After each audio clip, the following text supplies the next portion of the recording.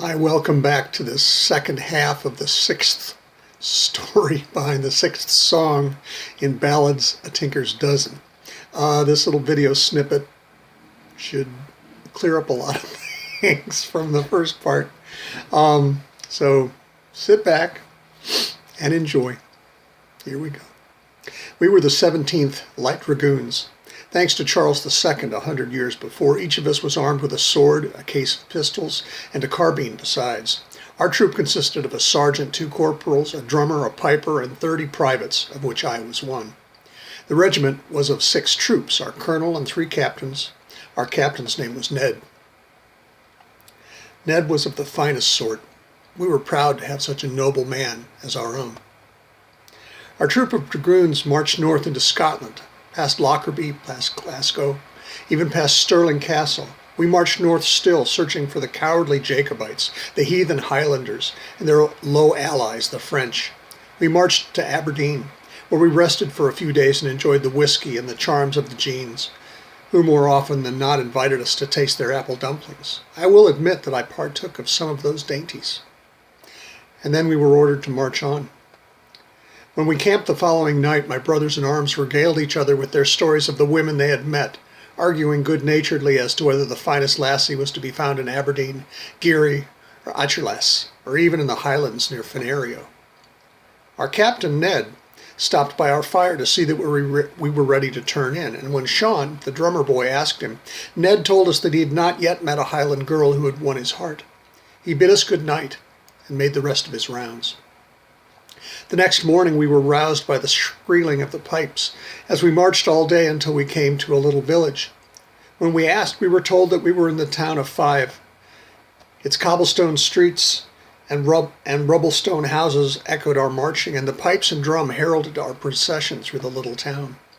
We marched right smartly over a bridge that spanned a stream that was little more than a rivulet, and then past small cottages, some with yards barely large enough to contain the 2 or 3 chickens that the families kept for eggs. And then up ahead lay the village church, holy enough, it seemed, but too small for all of our troop to worship inside its doors at the same time. To the right of the church was a grand home. Instead of the rough rock of which other buildings in the town were made, this stately manse was of faced stone, cunningly laid with the finest mortar. A short run of steps led up to 2 massive oaken doors, and over the entry was a balcony upon which stood a girl who seemed to glow.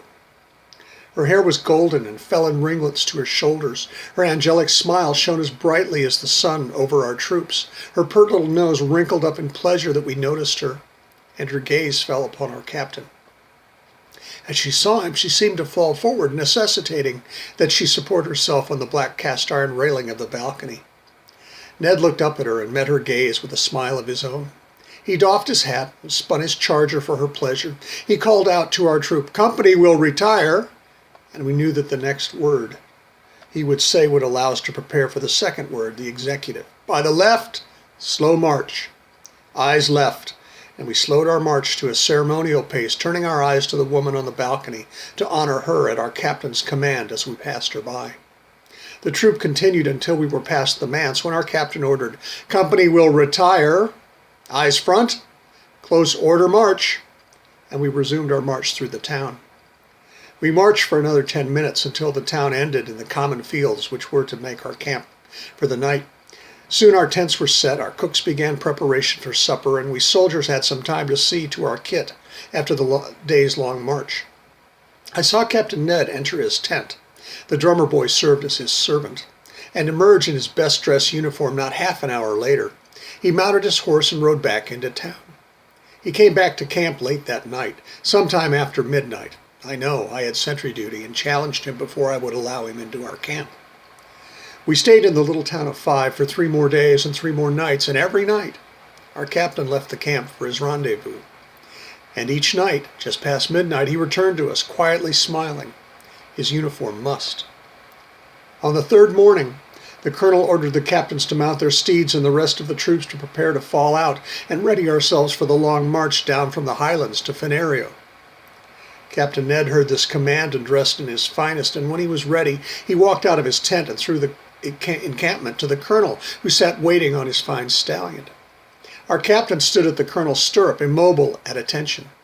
We couldn't hear what either man said, but after the captain spoke, the colonel looked down and shouted at our fine young captain.